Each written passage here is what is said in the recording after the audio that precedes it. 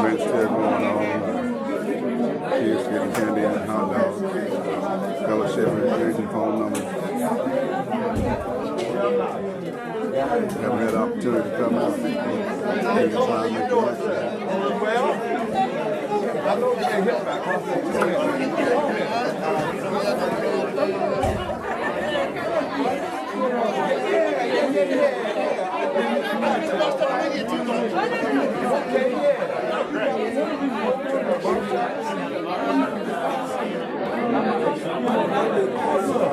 Different and think about it a different way. Say, okay, now I understand why that is, or I understand why somebody said they're scared of the police. So that's what this is all about. So I just want to thank everybody for coming. This is our 6th session, and in each session we have a topic, and we also try to not just have a conversation, but learn something. We talked about traffic stops, and I thought we learned something from traffic stops. We talked about encounters with mental illness, and I thought we learned something from that. Then we talked about domestics one time, and I thought we learned something from that. So every time we have this meeting, I want us to learn something, be able to talk, but also learn something, so we can take back, me as an officer, something I can take back to the people I work with, you as a citizen, something you can take back to the citizens, okay? Before we get started, let's pick some up. Okay, I'm sorry. I want to, yeah, probably need some air.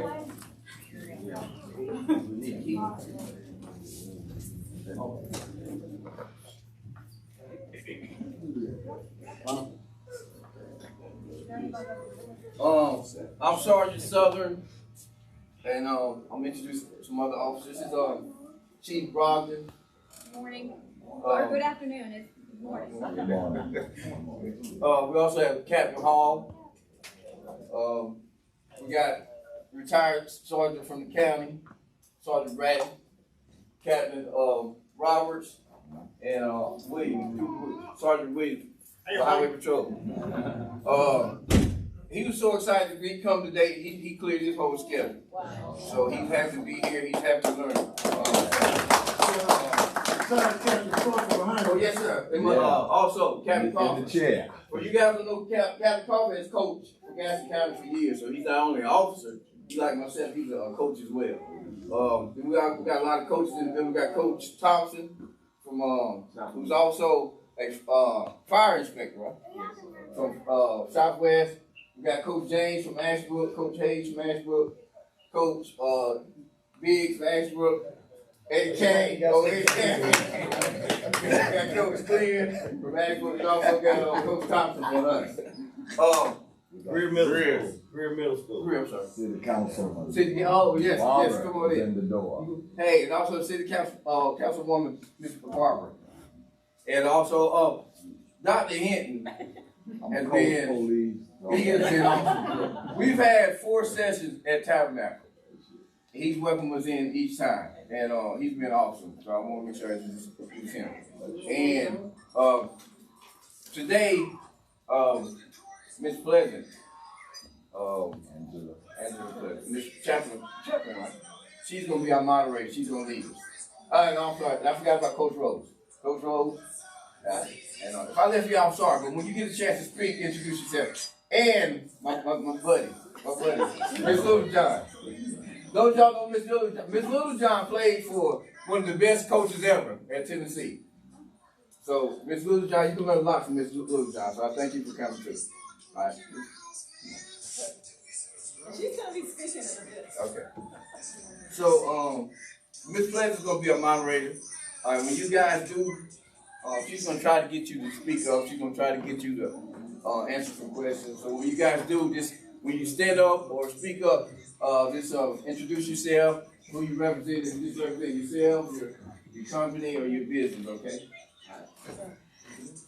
And good? Turn it over to you. Good? Okay. And also, one of my buddies, Officer Williams, he's with Mount Holly PD. He also has a barbershop. as well. And just to tell you how I came up here, so last week I'm in Houston, and I get this phone call from Sergeant. He said, "Hey, are you going to be at the barbershop?" And I said, "Yes, I was planning on coming." And he said, "Well, you know, Chaplain Ricky, you guys can tag team." So I said, "Okay, I'm comfortable with that. Somebody's going to be up here with me." So then Tuesday I get a call from Ricky who said, "Hey, I just wanted you to know I'm going to be at the homecoming game Saturday at A&T, and you're on your own." So I was kind of voluntold that I was going to be here today. But I'm Angela Pleasance. I'm a chaplain with CMPD, and so thank you for letting me come over here on the other side of the river. I used to live here in Gaston County. And I want to ask a question as I start out this morning, before I introduce two individuals who's going to come up and kind of pick up where I start out. But I see some of you already kind of in what I'm getting ready to ask with your costume. So what would you say, particularly the young kids and the youth, what would you say, or who would you say is your favorite superhero or super sports athlete? I saw some Captain America somewhere, so I know we got a Captain America. Who else? Who's your favorite superhero? Spider-Man? Mommy? We have a Power Ranger. Who else? Who has either a favorite sports athlete or... So I'm a Dallas Cowboy fan, so I'm going to say Dak Preston. But wait a minute. Okay, superhero. You got one behind you over there. Who's She had a hand up.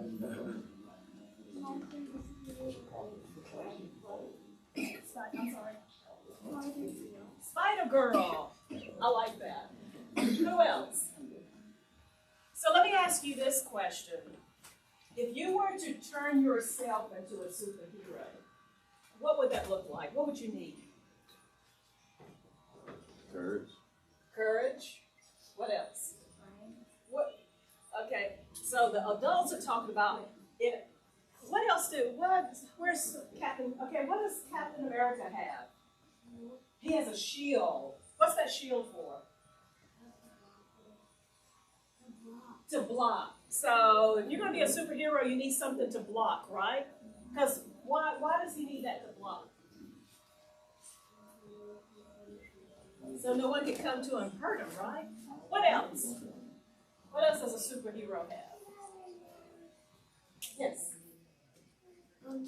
Spider-Girl has legs to keep over one people and keep them around, like into the thing or the burners, and then so they don't get hurt. And I like her because she's like me. She talks with her hands. So I talk with my hands too. She said Spider-Girl has those webs that she puts out there so people don't come and hurt her. Yeah, what else? What else do superheroes have? Some have capes. What are the capes for? What do they use capes for? Fly. To fly, so they can get places very quickly. Now I want you to think about everything that a superhero has, what the kids said.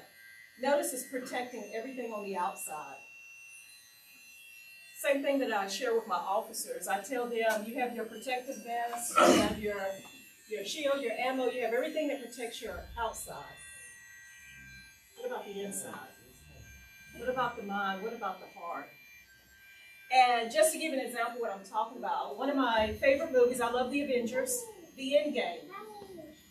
One of my favorite superheroes is Thor. If you notice, I don't know how many people saw The Endgame.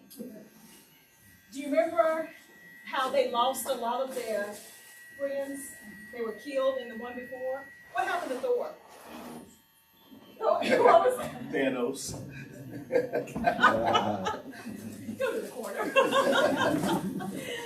And Thor, he had all that strength, but nothing protected his inside. He became an overweight alcoholic. Remember that? And he was angry at the world. So I'm going to call out some parts of our brain. Get a little technical right now. We can put a lot of stuff on the outside to help us, but how do we begin to help our heart and our mind? there's 3 parts to a brain that you probably learned in biology, but you have the part of your brain that's the fight or flight, and it's called the reptilian. I won't give you that $1 million word, it's the amygdala, that's too much to remember, but it's called the reptilian part of your brain. That's the part that is fight or flight. Exactly. So, see, she's excited about this. Then you have the mammal part of your brain. The mammal part of your brain are your emotions. My sister, she's a drama queen. She drives me crazy. And she operates a lot out of that mammal part of her brain. And everything is either or and I'm like, just go away, just go away. And then you have the part of your brain that's the primate part. That's the logical, that's the thinking part. And often when the reptilian part of the brain, the fight or flight, takes over, all logic goes out the window. And so often we're controlled, if we're not careful, by that reptilian part of the brain. So I'm going to call up 2 experts in this area who's going to talk about emotional hijacking. How many of you have been there? How many of you, something has happened, and I want you to think about this as I get ready to introduce the 2 individuals coming up. How many of you have been to a place where something has happened, and before you thought about it, you were either ready to fight or to flight? And I think every hand in here probably should go up, because I think all of us have been to that place.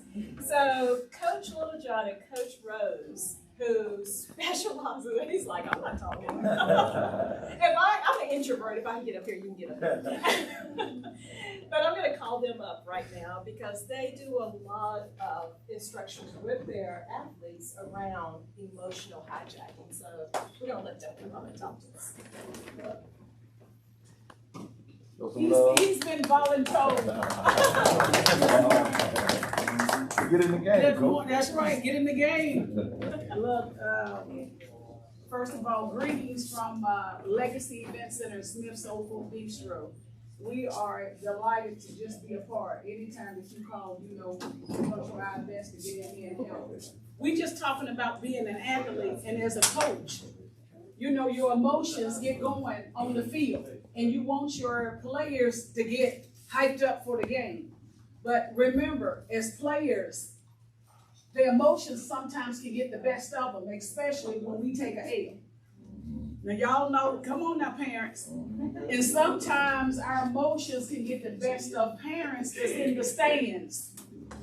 Okay? And so as a coach, what we try to teach is sportsmanship. We understand as an athlete, y'all got y'all's favorite game. Y'all may throw a beer can or a Coca-Cola can at a TV on Sunday when the Panthers lose or the Cowboys lose. It's that emotions that get going. And so as a coach, I'm going to tell you this. I've had players on my team, and I'm just going to tell you on one episode, and this is the whole season, I did not know one of my players was bipolar. Her mom kept that from me. And so we did not know how to handle such. I'm just saying, I just never have had a player on my team, and she had already been diagnosed.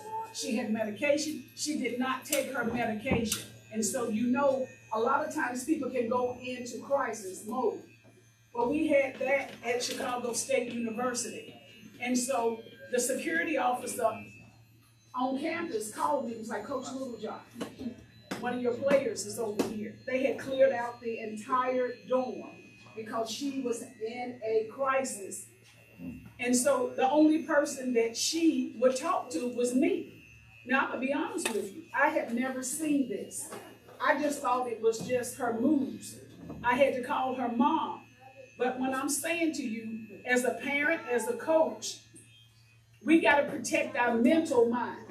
You got to protect somebody's emotions. And a lot of times, whether you're dealing with a sport, death, disease, or whatever it is, you know, and I'm going to say this, in the black community, a lot of times we don't want to deal. Oh, ain't nothing wrong with her. You know, and I'm going to be, Pastor, you here. We can pray about a lot of things, but I'm going to tell you this, your mental mind is something that will ruin you.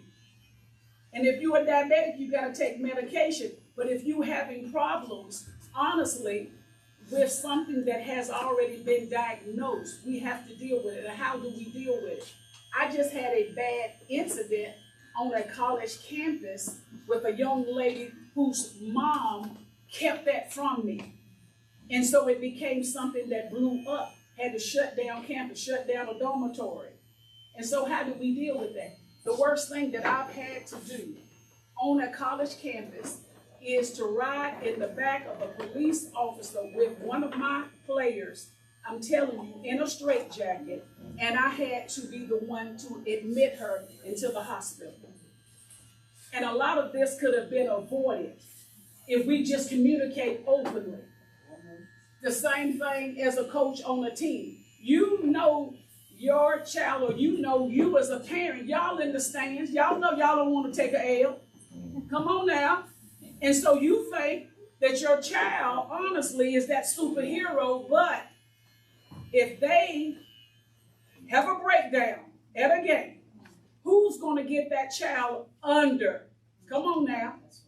And you don't want nobody to touch your child. You don't want nobody to talk to your child. Y'all know how we get. And so it's something that I think community, we have to discuss. Mental illness is real. And it comes with a lot of different, like, I'm going to say this, COVID-19, right behind it came a variant. We have different degrees of variant of mental illness that we have to deal with. And it's nothing to be embarrassed or ashamed about. It is just openly talking about it, especially with the teacher or coaches. And so for me, it is something that I had to witness firsthand as a coach at a university, but we deal with it every day. I'm at Smith Soul Food on the block, and we have a lot of homelessness in our area. We deal with just customers who has had bad days. They come in. How do my young servers handle it? Most of them come, Miss Little John, you got somebody, don't worry about it. He having a bad day. You know how you're going to have to just slow walk somebody. I don't always pick up the phone and call Sergeant Hall or Sutherland. It's just knowing how to de-escalate a situation and just talk to somebody. And a lot of times people just need somebody to talk to instead of we talking at them. They just want you to listen to them. A young man, and I'm going to turn this over to Coach, and I'm going to say young man, an older gentleman, came into our restaurant about March. And honestly, all of our servers was afraid to like even wait on him. He was a homeless gentleman. And he may have looked tatty. And once I began to talk to him, what he's dealing with, his 4-year-old grandson, 13 years ago, accidentally shot himself with his gun. He has not gotten over that mentally. His wife left him, thought it was his fault because he had left his gun in his nightstand. The little baby went to go get candy. He's dealing with trauma still. The only thing he wanted me to do was just listen. And I told him, I said, I'm going to pray that your mind, look, his mind, he came back, he comes every 3 weeks. When he walked in to the restaurant, he said, your prayers are working. I feel better. I feel better. Sometimes people just want you to just sit and listen to them. But where you can go get help, because I am not a professional, it's okay to call Gaston County Health Department. It's okay to call people that may have other additional resources that we don't have. And it's a lot of resources in this room. And I know one in particular that I'll call all the time, and she probably gets tired of me calling. I'll call Captain Hall. Captain Hall, I need some help on this one and all. But that's relationships and trust. So that's what this, to me, and I thank God for you all having this, because it has to come back to the village. And it has to come back to us overly communicating and just saying, you know what, I don't know how to handle it, I need some help. So, Coach, you just got off for 4 championships. So please give him a hand. So folks that don't know, my name is Coach Rhodes. I like to walk around a lot. I like to get eye contact with my coach, so I'm more engaged. And a lot of coaches here probably know what I'm talking about. I like for my athletes to look me in the eyes when I'm talking, so I want to walk around. Coach Rhodes, I'm originally from Cleveland County, but I've been around Gaston, Cleveland, Mecklenburg, all over. Coach university, elementary, middle school, high school, so been doing a lot of coaching over the years. So I'm gonna keep this a little shorter if I can, because I know you guys are ready for some candy. We're talking about kids working in the school system. Why did I leave university to come back to a middle school? Why did I leave all the money to come back and make teacher salaries? Because I knew on the ground roots, we need people at the middle school and elementary age, because we're losing a lot of our kids to what's going on in society. They don't see, I'm just gonna keep it 100, black men in the school system. There's not a lot of black men in the school system. The only black men you're probably gonna see in the school system is probably gonna be a coach. You're not gonna see a black man in the classroom. I'm just keeping it 100. So when I walk in the class, I used to mentor to a lot of kids in Cleveland County, Rest High School. So I used to be a mentor. I used to be a lunch inspector to a lot of kids. And they used to call me all the time, Coach Rhodes, could you come in here and talk to this kid? I can't get him under control. Go talk to the kid, pull him outside, talk to him what's going on. I haven't seen my mom in 2 days. My dad's been locked up.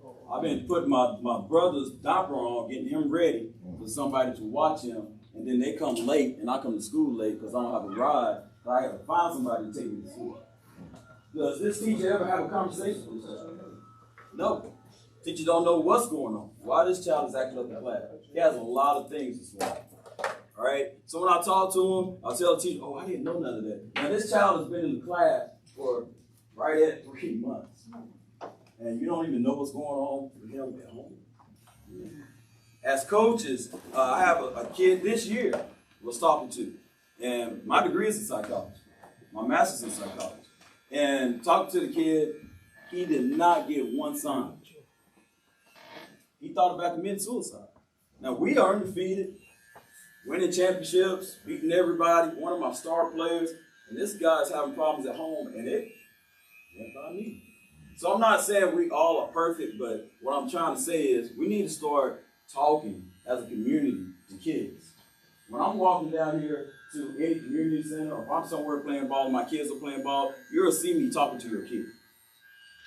How you doing? What you up to? I just little things because I was a social worker in my background. So my thing is communication. I try to pick up on key words that kids say. That's just social work in it. All right? Because you never know what this kid is going through. As a society, how many of you guys have walked to Walmart or walked to a grocery store and just had a short conversation with a kid? Or do we just walk right by the kids? Get what we need and we walk right back to our car. Right? We all are guilty of it. Right? You never know what you're walking by. And that's why I try to tell, that's why I wanted to come back to the school system. I wanted to be in the classroom. I wanted them to know that, hey, I understand. Because, yes, you look at somebody who used to work for President Obama. I used to be on his staff. And people see that and see, oh, this guy in shirt and tie. That's why I wear hoodies a lot. I don't like wearing shirt and ties all the time. Because oh, this brother just, no. I used to be on welfare. When I came up, we had a booklet that we used to tear out to get food. Some of y'all might know what I'm talking about. Some of y'all kids, all y'all see is this little card that got USA on. I had a booklet. We used to tear it out, go to the store, and buy your food. We had cash. I used to get a block of cheese. There was a block. Y'all get it sliced now. I think it's half or whatever. We used to get a block of cheese and cut it. Now I'm going to be honest with you. That was the best cheese I ever ate in my life. I'm going to be honest with you. I wish they'd bring it back. It was the best cheese I ever had. The downside of it, I used to make mine that thick and put it on toast and have to go to the bathroom and I'd pay for it. But what I'm trying to tell you guys is this. I don't forget where I came from. And what I'm trying to tell you, if you've never been through the struggle, that's okay. But still, we need to engage with these kids. You don't know what they're going through. We need to talk to these kids more often. We need to be more involved with what's going on in their daily lives. Not just, okay, we having this event and we show up. We need to see these kids walking out. If you see some kids walking down the street, first thing, a lot of people, they already prejudged. Oh, they going up to no good. You don't know, this kid he don't have a ride. His parents might not be at home. His parents not be engaged. His parents may be locked up. They might even be on drugs. This kid may be walking to the grocery store and need a ride back. You don't know what's going on. We prejudge when we see kids. We see them with a hoodie on and you think they up to no good. You see them with their pants hanging down, you think they up to no good. I talk to kids, and yes, I tell them to pull their pants up. And what do after they see Coach Rhodes? Yeah, their pants go right back down. I understand. We all been there. But at least they know that, hey, you took time out of your day to say, hey, pull your pants up, son. I care about you. That's all you need. That's what I'm trying to get to whenever I'm out in the community talking to people. Look, it don't take but 5 minutes of your time to brighten up somebody's day. Hey, how you doing? What you up to today? Anything you need? Can I help you with anything? They say no. That's all we need, guys. And if they engage in that conversation, and then now we can tell them the resources that you may be aware of, maybe tell them where they can go to get some help, or maybe you guys can help, because you just don't know. What I really appreciate is this right here. I really appreciate you guys doing this, bringing everybody together, giving me this opportunity to talk to you guys. All right. Hopefully, if anything I can do for you guys, just reach out. Coach Rhodes on the Southwest Middle School, also the AD out there as well. I'm also have a nonprofit organization called Camp Coach Rhodes. What we do is, my goal with my nonprofit is not just to have events. What we do is we take all kids that make good grades, that have good behavior, and they're doing well at home. When I say well at home is, I ask my kids and I ask my parents, is he cleaning up his room? Is he taking your trash out? Is he washing clothes? Is he picking up after himself? How long is he on the game system? You don't just get to make good grades and then doing good in school, but at home, you're just doing what you want to. Because mom need help. And y'all know, when coaches are here, we got a lot of single mothers out there. They need help. These boys don't listen. So I make them. Mom, you tell me, you take the trash out, okay, you're going to get this. I take these kids to NBA games, NFL games, college games. We do all of that, but you got to have all those tiers checked off. So these young men that's in school, make good grades, do good in school, but you still got to do good at home. You got to listen to mom and dad. And if you ain't listening to mom and dad, it's going to hurt you in the long run. Because at the end of the day, these guys here are going to be walking around the streets. And if you don't listen to them, then it's going to be forceful. All right? Now, might be saying that, I know they're like, Coach, you just tell them we're going to arrest them. These guys are here to help serve and protect. So they're here to help you. If I ever see any of my players disrespecting anybody of authority, they're done, and they know that. I hate to see a kid act up on the field. I hate to see a kid act up on the sideline. And a lot of these guys sit here and are the same way. I cannot stand it. That's one of my pet peeves, respect. And I think we got a lot of older people here. Respect is what's lost in society. These kids these days do not respect anything. They almost don't respect themselves. And so we got to get instilled in them in an early age. So that's why I left. Money is in, we're going to have it. The future of these children. I want to come back and instill that respect that we used to give whenever an officer or a coach or a pastor used to walk around. Hey, Pastor such and such. Hey, Officer such and such. Hey, Coach such and such. It was respect. Now they just walk by and hey, what's up, bro? Later. Coach talk. I even heard, not these coaches, because I know they don't play that. I even heard coaches talk to kids like they boys. Like, yeah, man, all right, dog. Like, what? That's your coach. Respect him. Talk to him with respect. I hate for a guy to see an officer and be talking back to an officer. Even a fireman. We have a guy here, if anybody ever disrespects anybody of authority, it's a pet peeve. I cannot stand it. You can ask my players, they run the hill. They pick up the big tire and they be on that for about 15 minutes. We actually had a couple kids that had to do that. Coach Cole, one of my assistant coaches, he came out for 20 minutes of practice. We just stopped. You're going to disrespect your teachers in school? As soon as we got out of school, out of class, we have study hall. Right out of study hall, get the tire out, let's get it. We ain't even picking up a ball. You disrespect, well, I'm not playing. You think you're gonna get a championship under my watch and you disrespect your teachers? No, not happening. I'm not gonna happen. Just not gonna happen. Also, one thing that we do at our school is we have mandatory community involvement. Mandatory, and I think these guys have it as well. We have mandatory community involvement. At Southwest at the middle school, probably never heard of a lot of middle schools doing this, but this is what I'm implementing. Every season, we do 2 to 3 community involvements. We did our first 2 at the beginning of the year, Coach. Gave out food to some people. We also did a back to school drive, gave out hundreds of school supplies. We did a lot of stuff. I want them to see we give back as well. Because I'm planting them seeds in their head.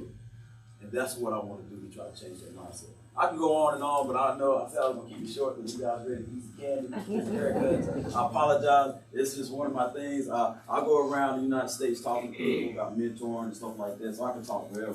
I really appreciate the opportunity to come out and talk to you guys. At the end of the day, if we can all come together. Someone who said to the village. Someone over here said to the village. Say it takes a village. So it's going to take us all. So when all of us leave this room, when we get out of this meeting, let's change our mindset. Let's reach out. Let's take 5 minutes of every day and try to reach out to someone. Walking in Walmart, walking to the store, going to pump your gas. You see a little kid, how you doing today? Anything I can do for you? Need any help? It's anybody. 5 minutes of your day every day. Okay? Thank you for your time.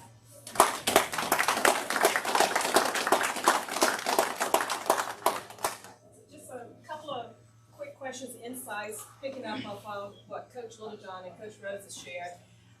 This is not only for the young in the room, but also for parents or for us who are adults.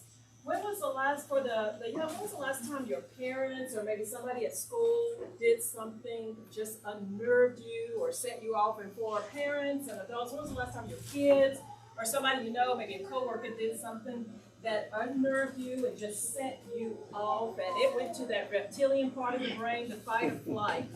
I want you to think about that time and how did you respond? Yeah, if nobody talks, I'm going to come around and just kind of stand in front of you. Whoever I stand in front of, you have to go. How did you respond? Explode. Explode? Did you think it or did you actually? Happened before. Brought myself down to a level that I wasn't proud of. Okay. What else? What else? Shut down. Shut down? Some of the, yeah. Oh, by pointing. My finger just kind of went this way.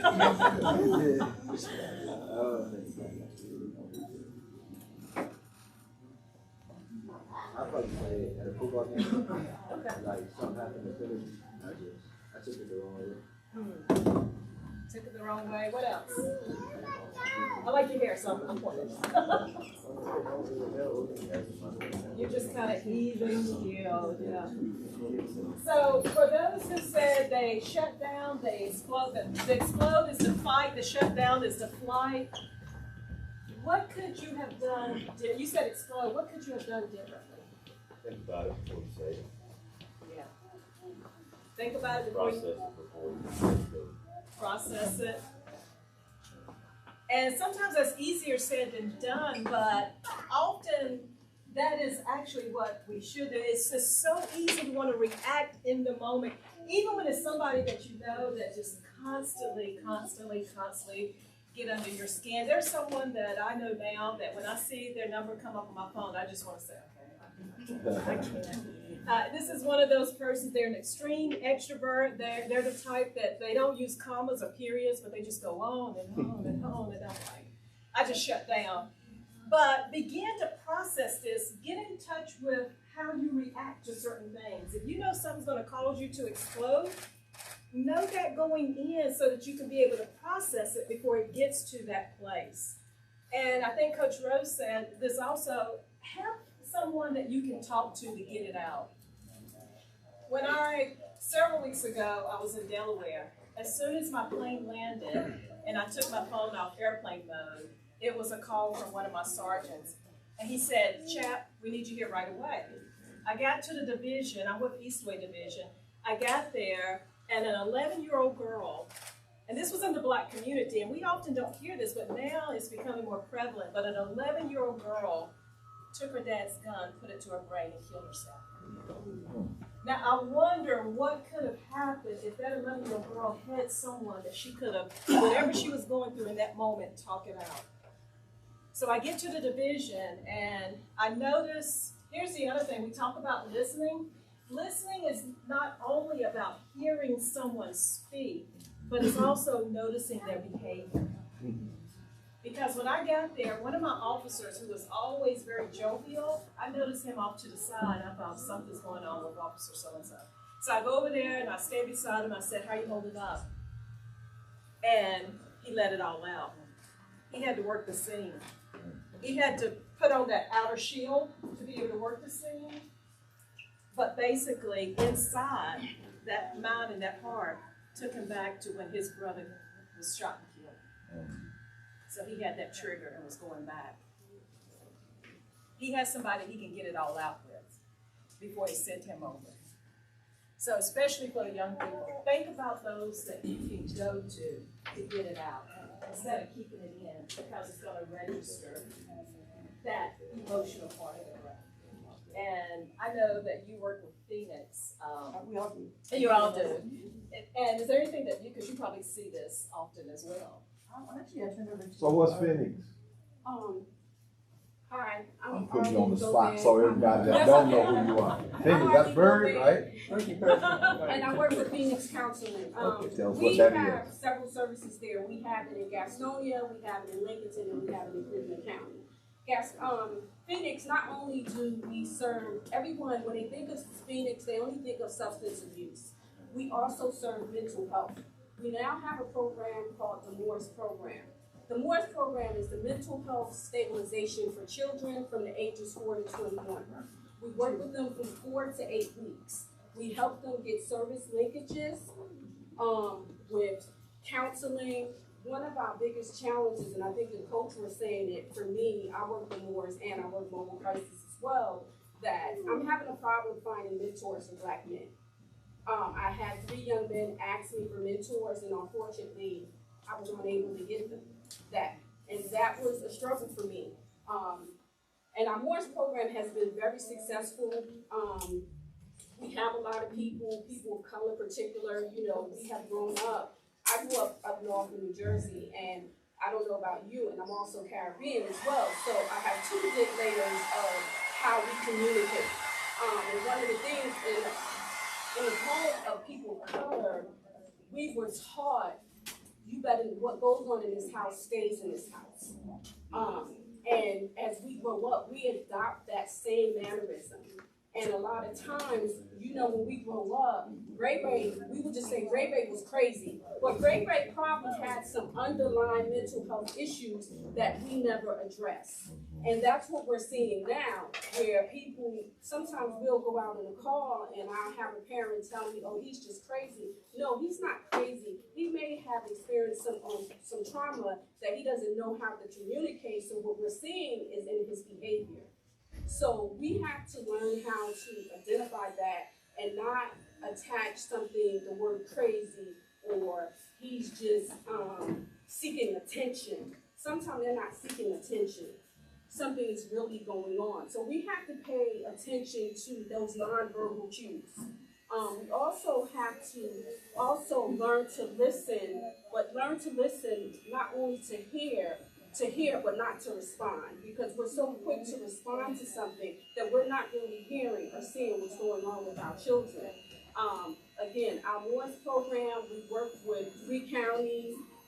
We do get calls from schools. We also get calls from CSS workers, and we get calls from families. We're very involved. We have a family partner. We do go into the home, so it's up to the parent if they want us to come into the home or if they want us to do a telehealth. I'm one of the clinicians who don't go into the home, but I do a lot of stuff via FaceTime. I also do mobile crisis calls as well. I hope that to connect with some of you guys, especially some of you coaches, so we can work something out to get some mentor program. And if you ever need help with your children in the Moors program, please feel free to give us a call. We don't have any cards. I think I may have some in a car, and I'll bring them out, and I will definitely reach out to you. What is MORS? What's the acronym for MORS? Mobile Outreach, Response, Engagement, and Stabilization.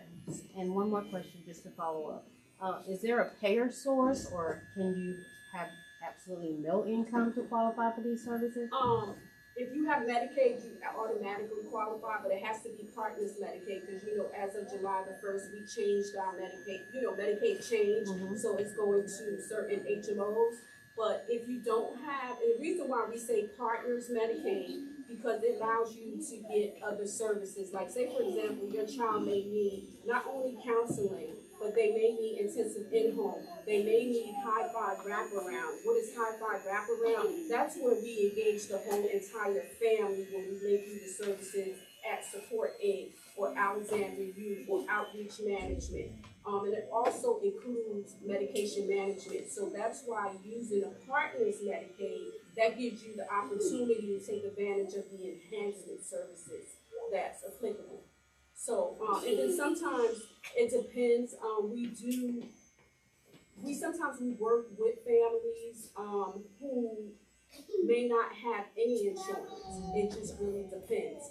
But my supervisor, Kristen, and also we have a lot of children who may have severe trauma. My supervisor, Kristen, is a traumatologist. That's what she focused on, trauma.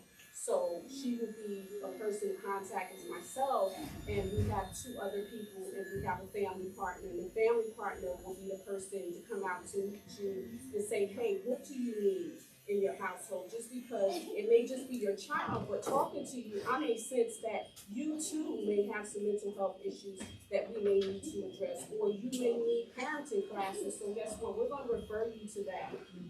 A lot of times now, especially with my young people, being a mentor up north, I try to make sure that I link people with mentors, because I think that that's what we're missing. That a lot of young people don't know who they are because of social media. They're living as an imposter, you know, trying to be someone else. So we're trying to teach young people to be authentic. And I think that's why we try to find mentors. I can more likely find a mentor who is female than I could. So what are the requirements to become a mentor? We just want someone to invest in a child, and it's not, it has nothing to do with Phoenix. It's just that I try to link people with them, and it's a mentor, someone who is going to motivate, inspire, and cultivate change in the client. Someone who is not only going to teach them, but teach them about life and about reality, and motivate them. Like, everyone is not equipped, you know, not everyone doesn't always want to go to college. So let's give them different avenues. Let's teach them about conversation, effective communication, because now children don't know how to have effective communication because they're typing. I mean, they're texting so much.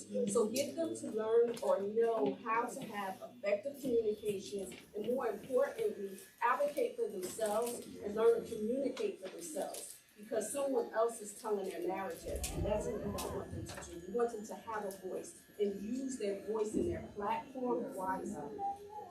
Awesome, thank you. Just to piggyback on, and I'm not trying to be a devil's advocate. Don't play devil's anyway. But I want to just to be clear, so that if I wanted to be a mentor, okay, where else are you? Is it at school, or are there parameters that y'all have for your program? Because I know the school system, you have to go through the volunteer training and all of that, but is there any?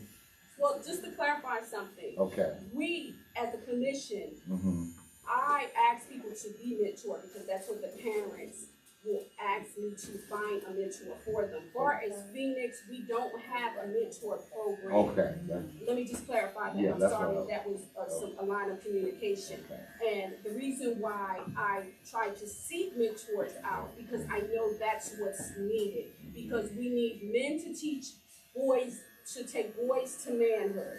We need women to take little girls to womanhood. That is the disconnect that we're having in our community. May it be community of color or community when you talk about social economics. So that is the disconnect, and that's what we're trying to do. I know that that's what I expressed to my supervisor, and my supervisor is definitely on board with it, that it's important to us. You know, yeah, we're trying to not only improve the mental stability, but we're also trying to improve the physical and the social environment or being of that client.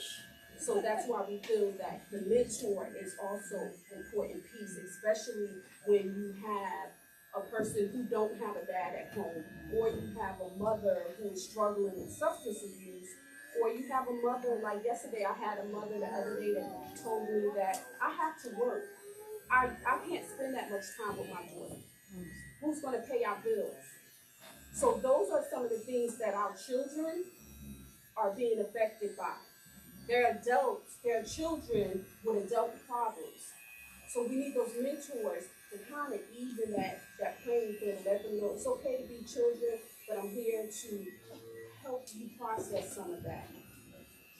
Word of wisdom in a perverted society, make sure you have some kind of guideline. What do you mean by mentor? You know, and I'm thinking in our time, it's you know, you can have somebody, yeah, I'm gonna be a mentor, but you got cray, you know. Yeah. So you got to be more specific. Yeah, and I mean, I think that, but that's why we, you know, I tell them, you know, when I tell parents looking for a mentor or something, I let the client's parents speak to the mentor, because I tell them that's something that you express to me. I can try to find you one, but it's not something that Phoenix, you know, that's not something that's on our checklist that we do. It's more of something that when parents are asking of us. And what is happening now, you have a lot of parents are asking for mentors. So I give them, they connect each other. You know, I tell them, hey, meet in a certain place, make sure you feel comfortable. Put the disclaimer out there, that is not attached to Phoenix. That is something that you do on your own time. So on the mentor side, I'll jump in there. If you want to be a mentor, you can go to the Gaston County School website. They do a background check on you to make sure you're fit for the child. The main focus of being a mentor is to catch that child before they get some type of substance abuse, where they're trying to soothe a problem. So whenever you get in there, you're able to talk to that child and know that there's somebody out there who cares about them, and they can come and talk to them to prevent some of the problems that can come with alcoholism or drug usage that can develop into other types of mental health issues. So if you're wanting to be a mentor, I will tell you, go to the Gaston County School website, look for the mentorship on that website. They have a process that they go through. If a parent's looking for a mentor, then you can ask for a mentor at the school that your child is at. And once you do that, if they have a mentor available, they'll try to pair up a mentor with the right child. So I know I've done it, Captain Paul's done it, started at Southern, we're all mentors in the school system. So they try to pair us up with a child that we're more likely to impact. Same thing with coaches. I'll hope the same thing that y'all putting out their mentorships in the school. But there are all types of mentoring programs. You have Sergeant Bratton in the back who does MIMS, which is a mentorship and a training academy for youth also. So there's different types of mentors, but there's a lot of programs out there. You just have to pick the right one. I said that just for clarity among ourselves, so that we can really understand. We've got to be clear. That's all. I wasn't trying to throw you off or make. No, yeah, and I mean he made a valid point, and that's yeah. why I tried to find coaches, or I go to other, like I went to 100 Black Men, and 100 Black Men said to me that you had to live in McAdenville County, but I'm servicing Gaston, Lincoln, and Gaston, Cleveland, and Lincoln. So the clients that I needed, they couldn't go there. I tried to reach out to Girls and Boys Club. They said that they didn't have Black male mentors. It was a shortage of it. So I know from running a football league in Jersey that anytime when we work with coaches, they're going to have a background check. So I was okay with asking coaches to assist, because I know that check and balance is already there. So no, we don't get just ordinary and grab people. Let me just clarify that. No, we make sure that we make sure that the individuals that we're seeking, that background, that check and balance is there. That's why I prefer to go to coaches, because I know that in order for anyone or teachers or a gym teacher or whatever, I know that background check has been completed already. With the background check, exactly what are they checking for? Well, I can only tell you from when I was in Jersey and I ran their football league. We look at checks for pedophiles, any drug charges, and sometimes I know in Jersey it's like 10 years. That if you had something before 10 years, you couldn't be a coach. If you have any sexual charge, and I don't care if it's level 1 sex charge and level 3, you cannot coach at all. It depends. If you have a felony, depending on your felony, you cannot coach. Well, that's what I was wondering, because some of the mentors I know that do it themselves, not through programs, couldn't pass the background check, but they're some of the best mentors out there because they've experienced some of the things. They went and robbed somebody before, they stole something, so now they can teach kids not to do that. So that's why I'm just wondering what were the guidelines there. Yeah, and that's unfortunate because you do have some good mentors. You know, I know one in Jersey who opened it through his wife. He opened up a program that really serviced the community, but unfortunately, he couldn't be hands-on because of his background, and that is about the point. I mean, there are mentors that have felonies. You have mentors in prison. They're in Right. prison, and that's their main focus is keeping kids out of prison. Right. So don't let that limit you if you have a felony. There are churches that have mentorships, that have people that have a troubling background, but the pastor should know if that person's the right fit for that program. So you're not limited just by what you've done in the past. I'll tell you, if some things do play a role. If you have any type of sexual assaults or anything like that, no, you're not going to be a mentor. That's just life. Yeah. There are all types of mentorships out there, so don't let a background in the school system set you back. There are mentorships all over the place. Even forums like this, I mean, they can participate in forums like this. So I thank you for your time. I am going to give you some information about our Morris program. Whoever wanted, Pastor, I will give you some back there. Anyone else, the police department, to know about our Morris program, feel free to reach out to myself or my supervisor. We definitely will answer your questions, and we're here to help the community. Yeah, we're I here did to have help. one question for you, I want you to address. So one of the biggest things that we deal with on the police side and just in society in general is when you're asked, when somebody is suicidal, you ask, a lot of people are hesitant to ask, are you having thoughts of killing yourself? And people believe that pushes that person on over the edge and generates a thought in their head. Can you address that? Well, sometimes I think, sometimes when we, like, for example, I had a young lady just recently said that, you know, I want to harm myself. And my first question is, tell me what transpired that, may have caused you to feel that you want to harm yourself. What happened, what these feelings on. And one of the things we learned was that at school, she was an introvert. Like, she was feeling socially awkward. So sometimes it's about how you ask the question, because you don't want to say to them, do you want to harm yourself? Or sometimes one of their friends may have committed suicide, and we will say, don't ask the client, did your friend commit suicide? Just say, well, what transpired with your friend? Because we need to know what's leading up to them feeling that way of harming themselves. What is it? Is it a lot of times it has a lot to do with being socially awkward, things being done at home, and a lot of times they don't want to harm themselves. They just want an outlet, because technically, as we always learn, when we have people who cut, they're not cutting themselves to pass away, to kill themselves, they're cutting themselves to release the pain. So we need to figure out what is that pain underneath of the external individual that we're seeing. That's what happens a lot. Alright, can I jump in with one clarification? So, hi, my name's Kristen. I actually run mobile crisis for Gaston, Cleveland, Lincoln County. When it comes to asking really important questions like that, ask the youth or or the adult if you're worried about a friend or a family member, are you thinking about killing yourself? The reason most people say, are you thinking about harming yourself or hurting yourself or whatever is because we have discomfort with it. We have discomfort with what's going to come our way, right? Like, I don't want this answer, but I do.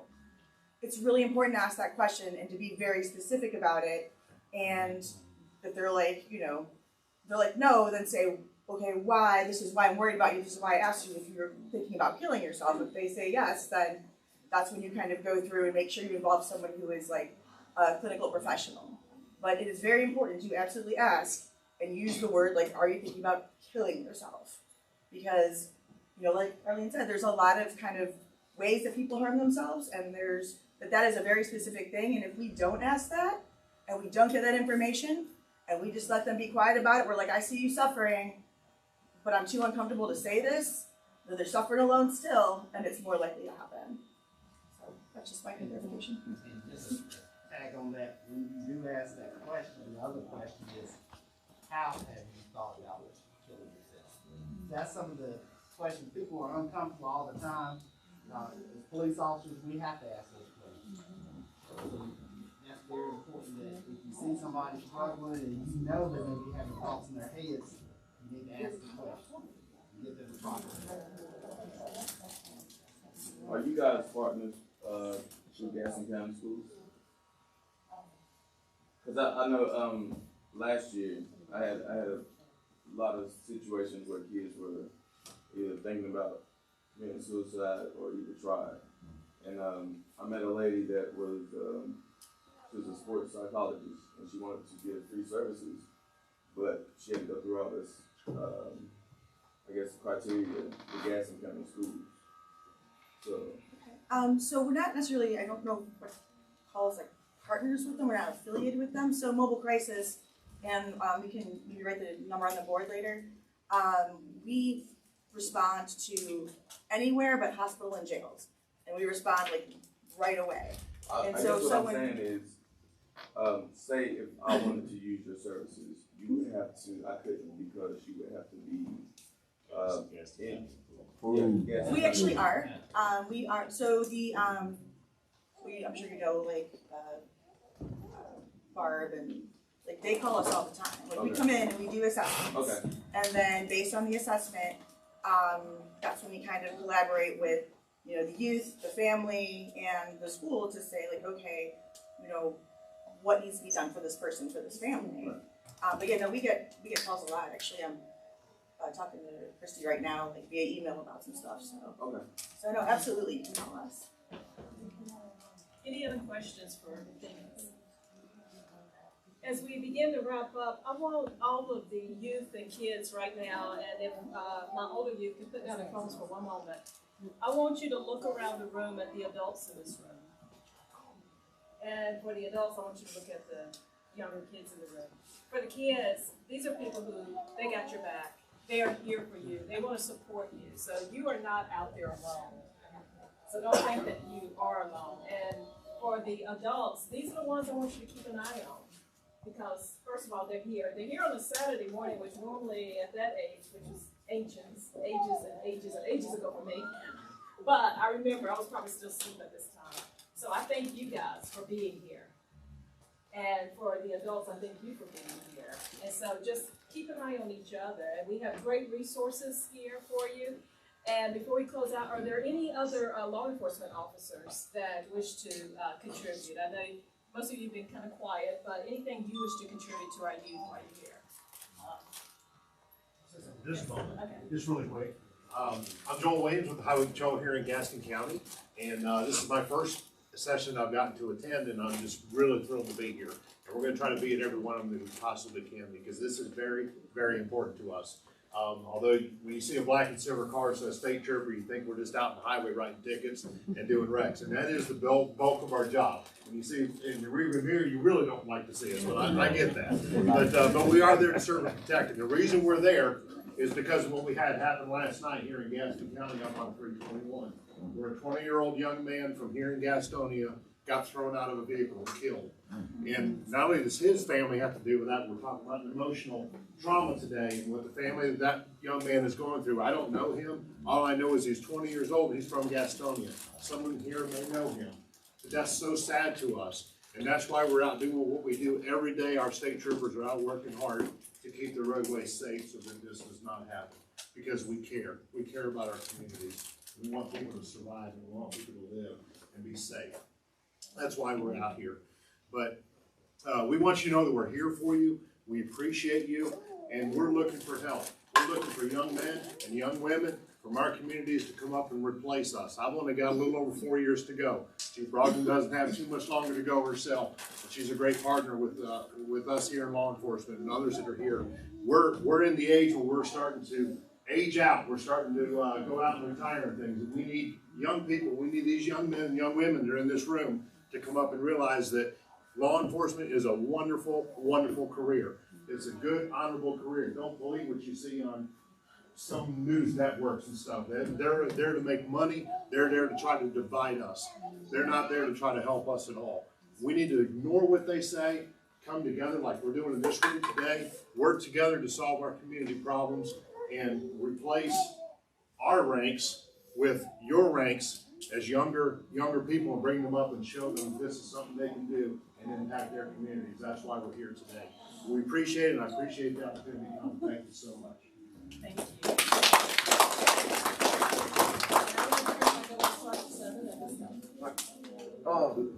We have you got Councilman Odom in the house today too.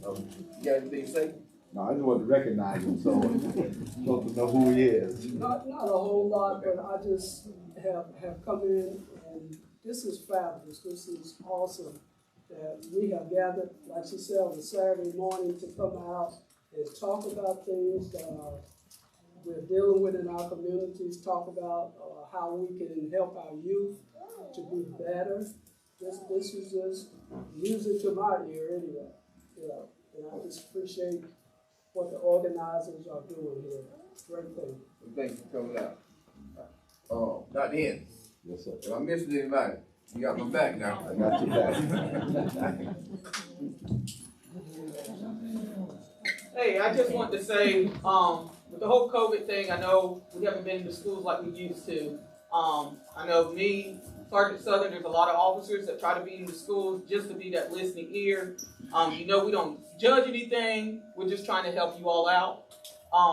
So I know you all see us more in an enforcement atmosphere, but when we're in the schools and stuff like that, we're just trying to be out there so you have that helping ear. So remember that when we're in the schools, when we're walking around, when we're at your sports games, sporting events, coaching, that's what we're trying to do, okay? So feel free to reach out to us, talk to us about your friends. You know, we're given a lot of resources that we can help, you know, and it's not necessarily going to be going to jail or calling DSS, you know, and that's what everybody thinks. So just wanted to put that out there. We're a good listening ear. We have a ton of resources out here to help you all.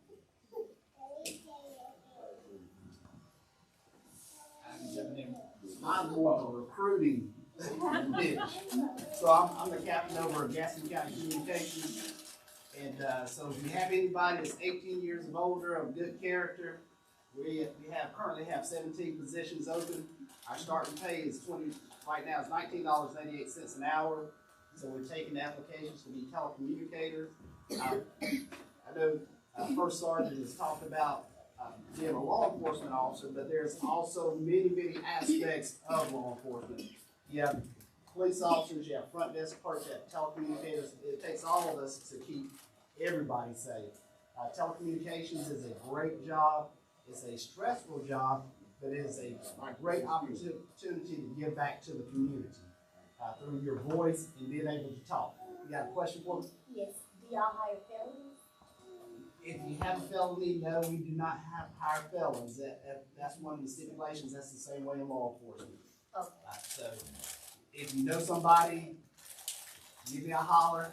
Look at our website, gastoncounty.gov, and you can find the telecommunicators job application there. I love to have some applications from the minority community, especially blacks and Hispanics. We're underrepresented in that field also, especially with Hispanics. We need bilingual people who can talk to a growing population of Hispanics in Gaston County. Yes, ma'am. You work 8, 10s, or 12s? We do 12s. Yes, we do 12s. And if you want to come over to the other side of the river, CMPD is also taking that.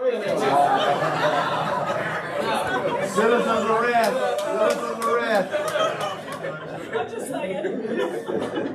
Just want to piggyback on what everybody said. We have a mentoring program, MIMS, Mentors Inspiring Males for Success. Sergeant Southern is on our executive board. We've been working for 5 years. We talk about everything that's been talked about here. Systemic racism, leadership, respect yourself, respect others. We meet. I started as a counselor or a mentor in the school system, but I was limited what I could do. I couldn't bring them anything. I couldn't take them anywhere, and I understood that. So I started my own mentoring program where we meet every month. We bring them in, we feed them, we talk about what do you need to do to be successful in school, so forth and so on. So again, MIMS, Mentors Inspiring Males for Success. Where do y'all leave it at? Dallas at First Baptist Church in Dallas. So I'm gonna hush now, but if can we get all these various resources on one sheet somewhere? Yeah. From Phoenix to MIMS to Coach and all these various programs, because we're gonna leave out of here. She wrote hers on the board in red. I can't see that far. So, but how can we someone put it in one? I get that. Okay. So everybody see me before we leave. So I get everybody. That'd be great. That'd be great. Anybody else? I'll just say one thing, and here speaking on behalf of Chief Bratton, he missed this one, he's at his own fish and he's kind of jealous. But thank you all. Sergeant Southern, you've done a bang-up job.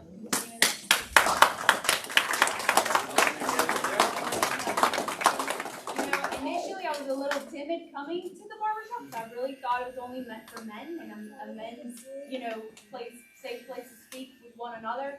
And so I started trickling into some of these, and I'm excited to have met so many folks here and so many resources. And little by little, this group has been growing.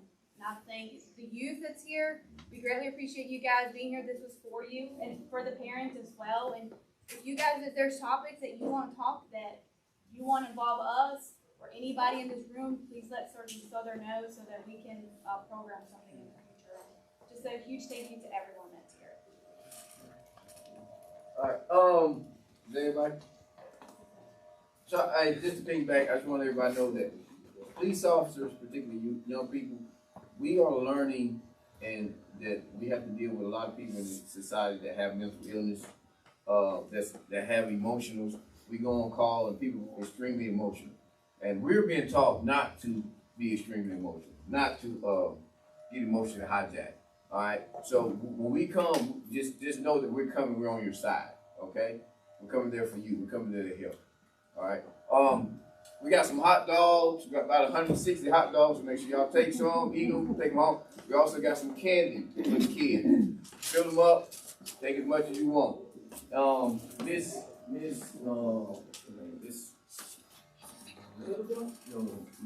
G-Man. Miss Gladden. Miss Gladden, they're having an event for the kids as well from 1 to 4. They're going to have some games and some candy and some other stuff for the kids. So if you guys are available to hang around, she's going to be outside. They're going to have something going on. But I want to thank everybody for coming out. We will be back at it next month. When is the shop with the clock? I'll have to look at my calendar. We're going to adjust the date because we don't want to be on the same date as Shop with a Cop. Well, next month is Miss Little Johnson here. She has to leave. Okay, we're going to try to this whole thing is not about candy, hot dogs, but it's an opportunity because it's Halloween for us to give back and help and give to the kids. And it's more about the conversation. It's more about the information that you're gaining. But with next month being December, we're looking at possibly trying to do some kind of toy drive, and in conjunction with what we already got going on with Shop with a Cop, and also have conversation. So I was saying something out about that. Make sure everybody give me their information. Dr. Hinton, you got me now. Oh, one last thing. You guys introduce yourself. These guys have been gracious enough to come get free haircuts. Oh, hey, introduce yourself, man. My name is Joe. I cut at Next Level, so if anybody need a haircut, we over at Next Level. I don't know the address exactly because I just moved down here from New York. But if anybody would feel welcome to come on down. My name's Adam. I cut at Next Level too, and I'm from Indiana. It's nice to meet you guys. Hey, my name is Dominic Sanders. I cut at Next Level 215 East Garrison. Thank you. Put that on the list. On the list. My man right here, look here. This is my number one friend and my number one enemy. We argue about every other day about something about law enforcement, okay? Right? So he keep me straight. He always tell me I'm part-time black. I always have to prove myself to him. Right? This is the guy that helped me with the idea. This is what I was telling you guys about earlier. We have a conversation in the barbershop. The conversation that we have, that's what brought these sessions on. Also, Mr. Jacob Williams started his back in Mount Holly a few years back, and Miss Pleasant, she introduced me to him. So this is Mr. And God works, baby. God works. So y'all got anything? If not, make sure y'all get some hot dogs, some water, and some candy. All right? I'm back, man. I'm back.